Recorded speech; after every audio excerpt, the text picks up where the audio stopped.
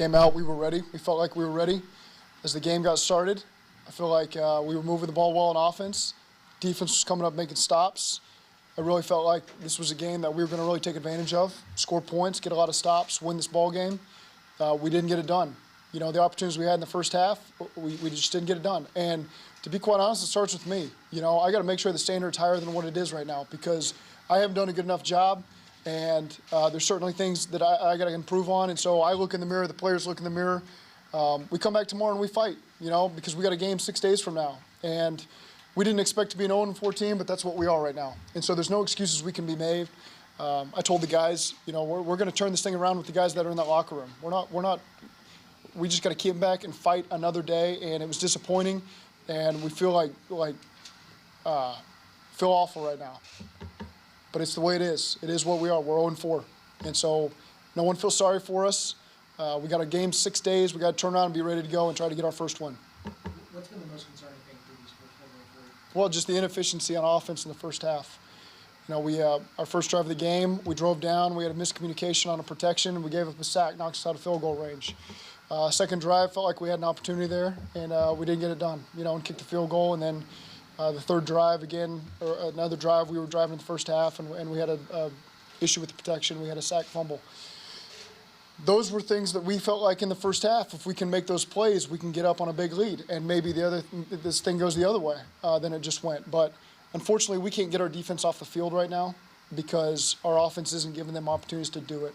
And they're fighting, and we just haven't done a good enough job. We scored 3 points in the game. It's unacceptable.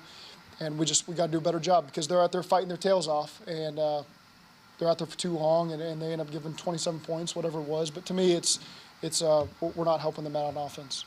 Andy Dalton was sacked a career high 8 times tonight.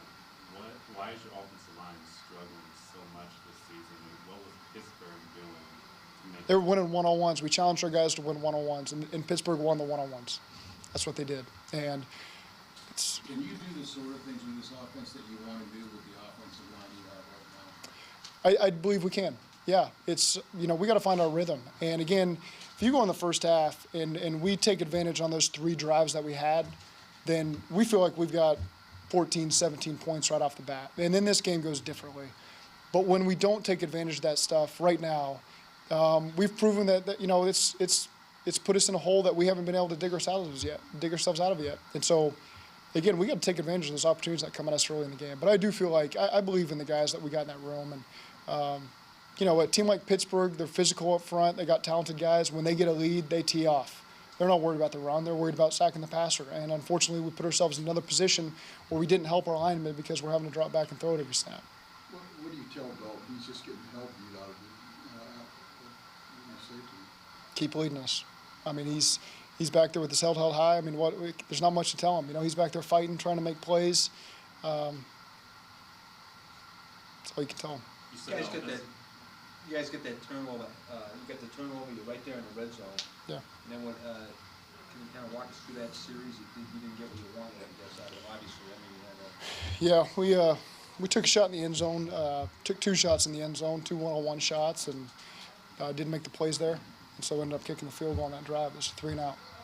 Were there any commonalities between the first half drives that you had in these 4 games? No, I feel like every game has been different, to be quite honest with you. Early in this game, we felt like we were moving the ball. Last week, we weren't moving the ball at all.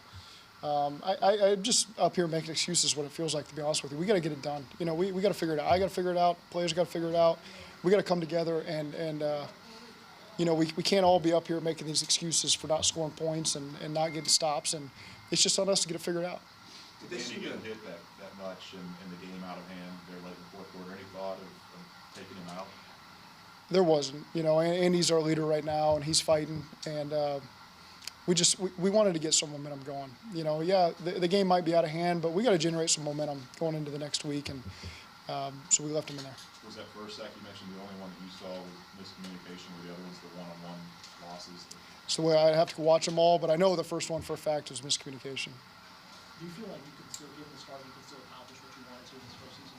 I'm sorry, say that again. Given the 0-4 start, do you feel like you could still accomplish what you wanted to in this first season? You know, it's important for us right now to take it one game at a time. I mean, I know that sounds like coach speak, but it's the truth.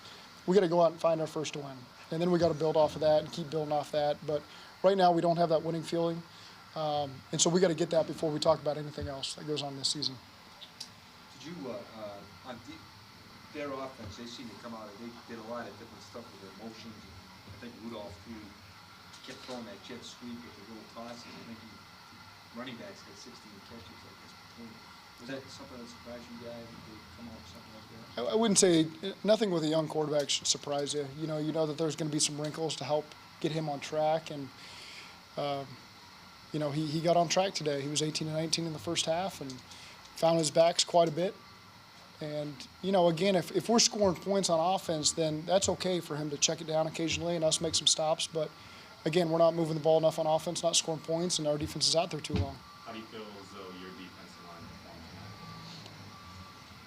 That's something I'll have to watch, and we don't have a lot of bodies right now. We had 3 D linemen inactive, and so those guys are out there for a long time. And again, it goes back to we got to get them off the field, but there's just not a lot of depth right now because we got 3 D linemen inactive, and so they're out there playing a lot. They're dropping back, throwing to the back, so having to chase them all over the place. There's jet sweeps, screens, and they're fighting their tails off. I got to watch the tape. I can't say if they played well or played poorly, but they're in a tough spot.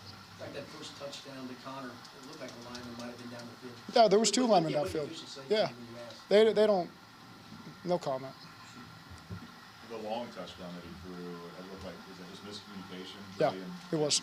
Yes, miscommunication on the back end. Before that's going on? Well, I mean, it's no different than miscommunication with the protection on the sack and the offense. It's unfortunately for DBs, it happens on a much grander scale. It really is the equivalent. We take a sack that knocks us out of field goal range, and unfortunately, when you're a DB back there and you have miscommunication, the whole world sees a wide open receiver. And so, we'd prefer that doesn't happen, but that's what happened on that rep.